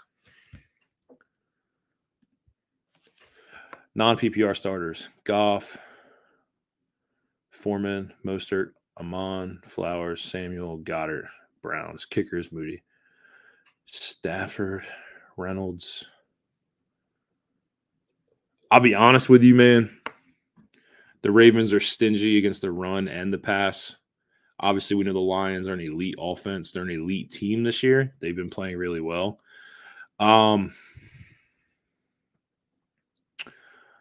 If the only switch I would make if I were to make one would be Stafford over Goff. The Steelers are the number 30 or the 30th overall defense in the league and number 30 against the pass. If that's the only switch I would make would be Stafford over Goff. That's if I switched it, but that's the only thing you would have to think about. I need an upside flex, half PPR, Warren, Atwell, Mayer, or Henderson. Mayer. I would go Mayer. Purdy over Love, even with Debo out and CMC potentially out. Yep. We just saw Purdy have the worst game he's ever had as a pro. But the track record stands for Purdy. The track record stands for Kyle Shanahan. This is an elite offense with elite protection up front and elite, just overall elite numbers. I am starting Purdy. Cousins, Howe, or Watson. Watson. You have to start Watson. You drafted Watson. You're going to, yeah. I can't start Cousins against San Fran. I just can't do it. It comes down to Howe or Watson. Even though Howe is very impressive, has been slinging the ball very well, I got to go Watson. What are you ranking Devontae, Waddle, Smith, and Higgins rest of the season? Whew. Anybody, I want any part of this offense. Give me Waddle number 1.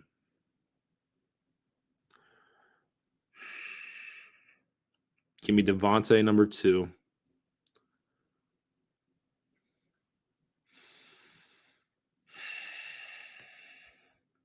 And guys, this is no disrespect to T. Higgins, but this is the worst start to his career we've ever seen. Rib fracture, most drops in the NFL at this current moment. Stafford's slinging the ball for over 270 yards a game. I'm going to go Puka, and then I'm going to go Higgins. But no disrespect to Higgins. If you play in Dynasty, Higgins is a great hold. Don't sell Higgins. Rest of season, though, Waddle, Devontae, Puka, Higgins, exactly how you had it. Pickens or Devontae. As a Steelers fan, diehard Steelers fan, this is a really good question. I had Pickens, pegged for the breakout. Pickens is our wide receiver 1. Pickens has elite down the field usage. I know Deontay is a line of scrimmage monster, a huge target hog. But Pickens, if you've noticed, route tree has changed a little bit. Things are changing for Pickens. He's getting open in a variety of ways. Give me Pickens. Christian Kirk for Devontae Smith. Honestly, look at what Trevor's done. Trevor isn't producing. Trevor isn't producing at the elite fantasy level that we thought. Granted, I know Christian Kirk has been the only benefactor for Trevor outside of Evan Ingram, who is consistent, not great, consistent. He's a consistent tight end, puts up numbers for you every week. Calvin Ridley hasn't been who we thought he would be. But I want the wide receiver that's in the better offense. I want the wide receiver that's playing in the better offense. Remember, Devontae Smith has multi 10 target games, multi games of elite usage. Devontae Smith's fine. Don't worry about it. Devontae Smith is just fine. Not somebody that I'm panicking about. Full PPR, pick 1. Jacoby, Jimmy G out. Jerome Ford. Yep, Jerome Ford for sure. Hey, Pierre, thank you, my brother. We appreciate it. You think Najee will turn it around? I'm going to be honest with you, man. Tough question. You remember, it's really hard to justify drafting running backs in the first round. Najee was a beast coming out of Alabama, but he did have his red flags. He's playing with one of the worst O-lines in football still, even with the even with the additions that we made this year. No idea why we're still starting Dan Moore over Broderick Jones at this point. Isaac Small has been a great addition. Kendrick Green looks great out in Houston, even though we dogged him in Pittsburgh. We talked bad about him. I'm going to be honest with you. I think it's the coaching scheme. Matt Canada, we're one of the worst offenses. We haven't even had a 400-yard game since 2022. I've faded Najee the rest of the year. I don't think he's droppable, but I've faded Najee for the rest of the year. Start Zeke or Jeff Wilson? Zeke. Christian Watson or Devontae Smith? Believe it or not, it's a very good question. And I say this, I want to start anybody against the Packers or the Denver Broncos, excuse me. But remember this.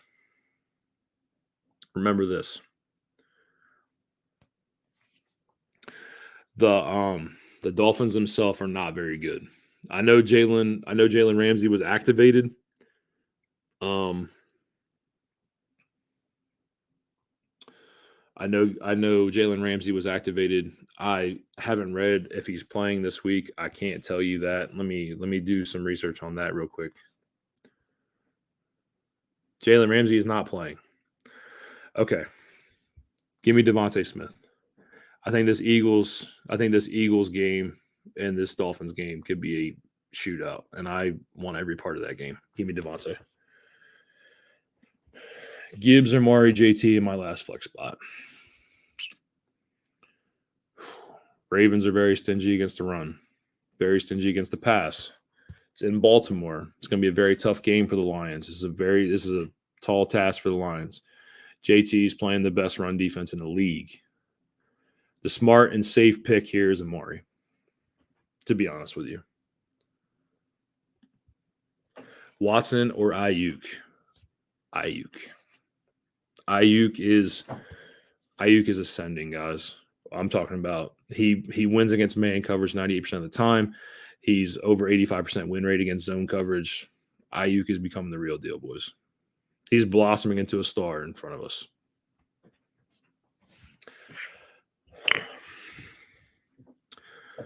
We're about an hour and 42 into the show.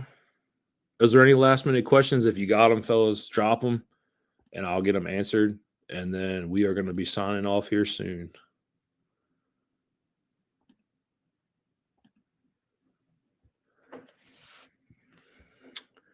Team PPR at JSN, Tankdale, or Wandale.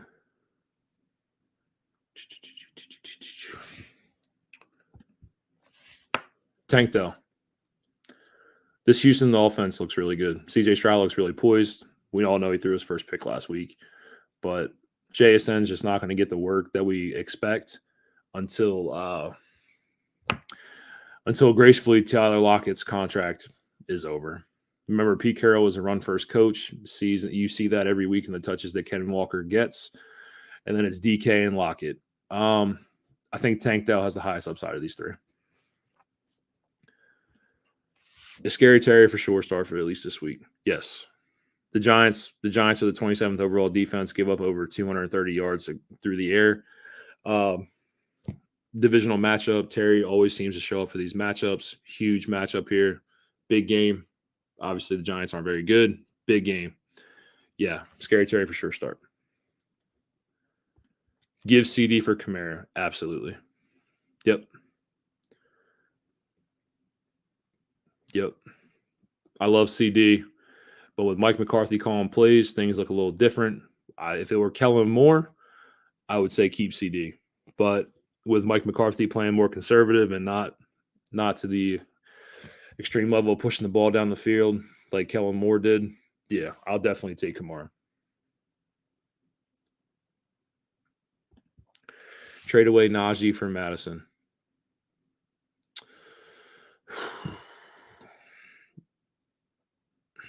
It's tough to say because honestly, Jaylen Warren's the best running back in our backfield at this current moment. He's averaging 10 fantasy points a game. Najee is not. And for how bad we've talked about early season when it comes to Madison putting the ball on the carpet, it doesn't seem like Cam Akers is really cutting into that workload like I thought he would, yeah, I would trade Najee for Madison. Najee looks abysmal. 6, not even 7 fantasy points a game. It's very bad. Yeah, Houston's on a bye. He was asking about a pickup for the rest of the season between JSN, Tank Dell, and Wandale. If I could stash any of the three, it would be Tank Dell. Start Laporta at Baltimore, Goddard. It's 0.75 PPR. Granted, we all know what Laporta has been. Laporta looks really good. Long term, Laporta is going to be awesome. He is the number 2 overall tight end here coming into the year. Oh man, this is a tough question.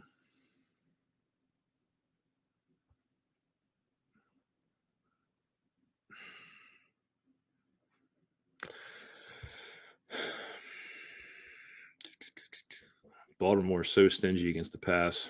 So stingy.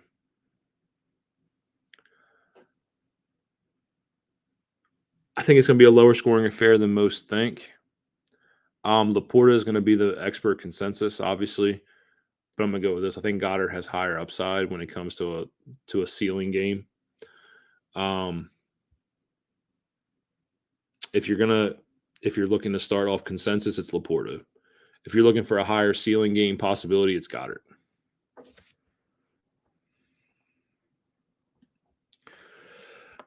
Last question of my squad. Love versus Denver. DJ Moore.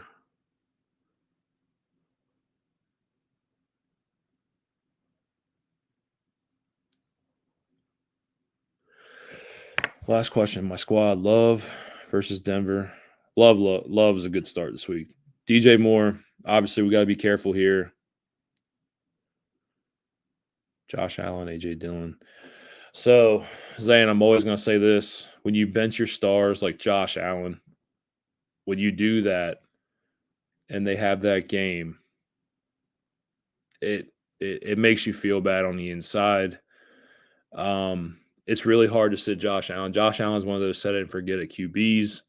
Please remember that. So be careful with that. I know you're playing the matchup. I know Denver is a great matchup when it comes as an overall defense that's absolutely terrible. Just be careful with that. DJ Moore plus Tony, Curtis Samuel, Bijan plus Walker. Is that Waller? Taysom Flex, Ford, Tuck. Yeah. Yeah. The only thing here is, man, is like I said, sitting Josh Allen it hurts the heart. That's the only thing I'm saying. Just really think about that before you set your lineup completely. Here we are. We've talked about this multiple times, man. I'm telling you this.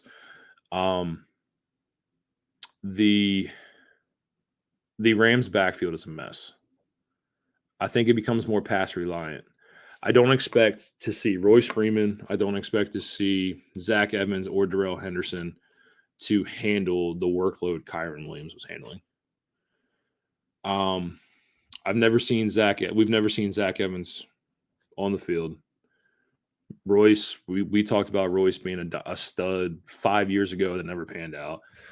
But we've seen Darrell Henderson handle Sean McVay's backfield, bring him into the ground, a lot of touches. Short term, I think it can be Darrell Henderson. I just want to see it play. I just want to see it play out.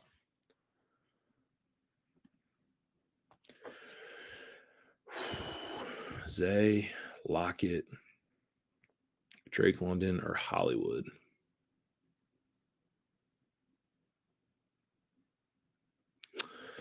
Believe it or not, I'm starting Zay. I love Zay. Love him. He's absolute stud. Zay's going to be a stud. Sitting Drake London for sure. I can automatically cut out Drake London. I don't want anything to do with this Tampa matchup. I'm going to cut Drake or going to sit Drake. Remember we talked about this. Hollywood, 4 games over 10 targets, elite volume. Kyler's back. He's a great wide receiver to have. With the possibility of DK missing this game, I think you have to start Lockett over Hollywood. I would start Zay and Lockett.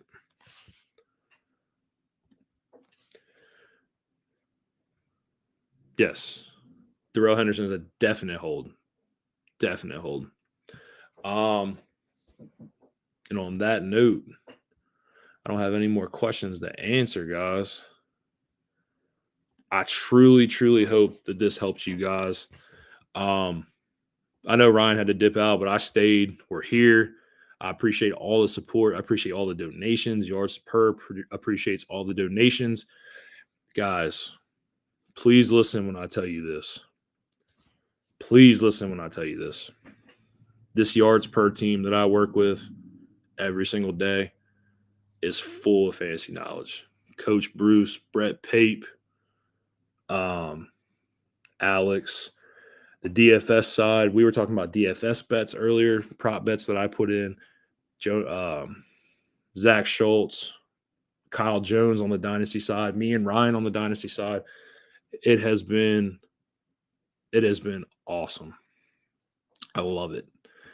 We appreciate your support. You guys are the reason we do this. Let's knock these out. We got a couple. Opponent has Mahomes. Need a flex PPR. Rashee Rice, Deontay Foreman, Rashad White, or Addison. Sitting Rashad White. Remember, San Fran's very stingy. I know it's in Minnesota.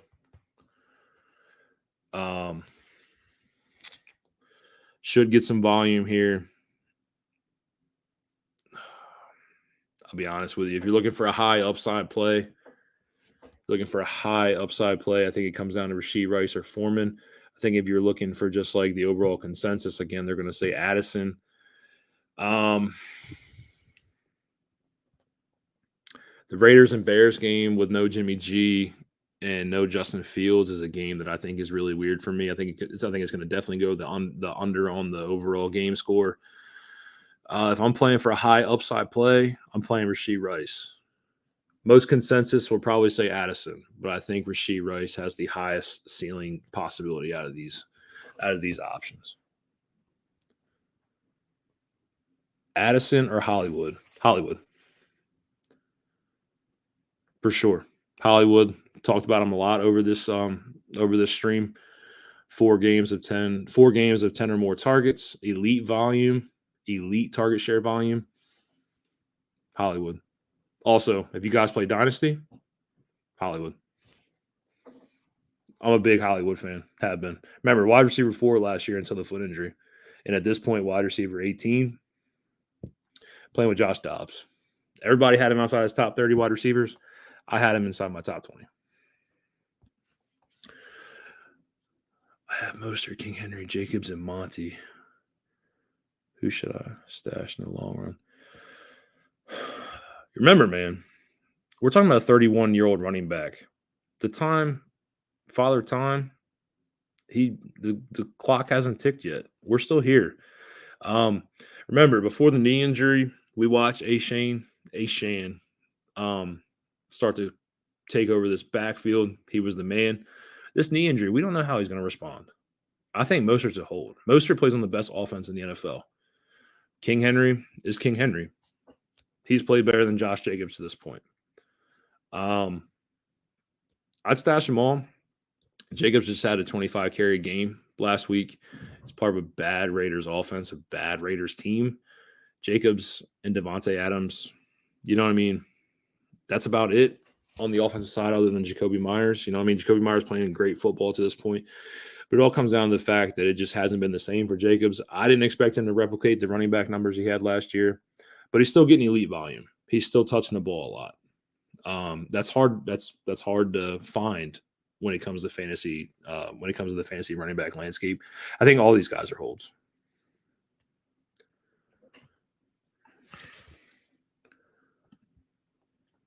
I have 4 running backs. Should I move on from one? Wilson Jr., JT, K9, Montgomery. Yeah, if you had to move one, it'd be Jeff Wilson Jr. JT just getting back into game speed. We know he didn't practice. Ken Walker is Ken Walker. Monty doesn't seem like it's a long-term injury. And he's averaging almost 18 fantasy points a game. He is the Detroit Lions backfield. Yeah, Jeff Wilson, just a very short-term stash for anybody that you're looking for a backup running back. When HAN comes back, I don't see Jeff Wilson really being relevant. So Hey, Zion, thank you for the sticker, bro. We truly appreciate it, man.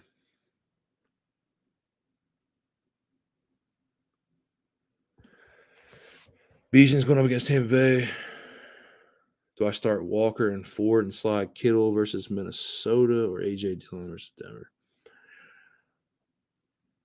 I know we talked about Bijan already. I don't like the Tampa matchup, but it's hard.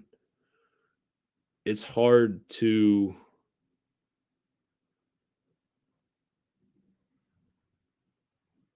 it. Okay, so like we talked about the Tampa matchup. Remember though, Bijan's heavily involved in the receiving game, heavily involved. Um,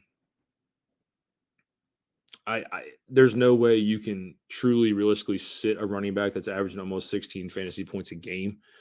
If you do, and he has a game where he goes for 50 rushing yards, 5 catches, 40 receiving yards, and a touchdown, you're gonna kick yourself in the ass over that. Start your studs. You drafted Bijan late first, early second, and redrafts.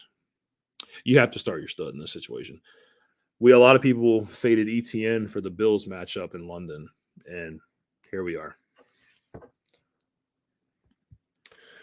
Amar could be a safe start even with watching it. Yes, I do.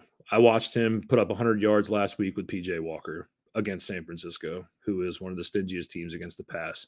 Now we're playing the Colts, who allow almost 245 passing yards a game. I think Amari's a safe bet. Musgrave or Mayer? Good question. Mayer looks good. Mayer looks really good. But it's not Jimmy G throwing the ball. Unfortunately, don't know what to expect from this Raiders offense. I do overall think that this game is going to go over on the points total slate. Meanwhile, I think anybody and everybody from the Packers can score against this Denver defense. I'm going to go Musgrave. I just picked up Kyler. I have Mahomes starting, but his bye is week 10. Does Kyler come back before then? So his 21-day practice window opened up on Wednesday. We're in week 7. That puts him at week 10, like having to be ready to play by week 10. If he does not practice in those 21 days, he goes back on the IR for the rest of the year. Yeah, I think he's back. Kyler even practiced this week. Kyler even got first team reps this week. Yeah, Kyler should be playing by week 10. I don't know what Kyler you're going to get. Remember that. But Kyler should be back by week 10. And on that note, I sincerely appreciate all you guys. You guys are great. This is the best chat I've ever had with Ryan. It has been so much fun. You guys are awesome. Yards per, thanks you. Me and Ryan, thank you. The support. Twitter is down. You guys get it, though. Twitter is down below. Follow me if you have any questions. And you know what? If we had these talks, let me know what we hit on. Let me know what we didn't hit on. We're not gonna get them all right. It's okay. I'm willing to take my L's. But let me know what we did well. Let me know what we didn't do well. And you know what? I hope to see you guys back here next week. Me and Ryan do a start sit every Saturday night. And we're here to help you catch dubs in your fantasy matchups. Hopefully we catch championships. On that note, guys, I am out.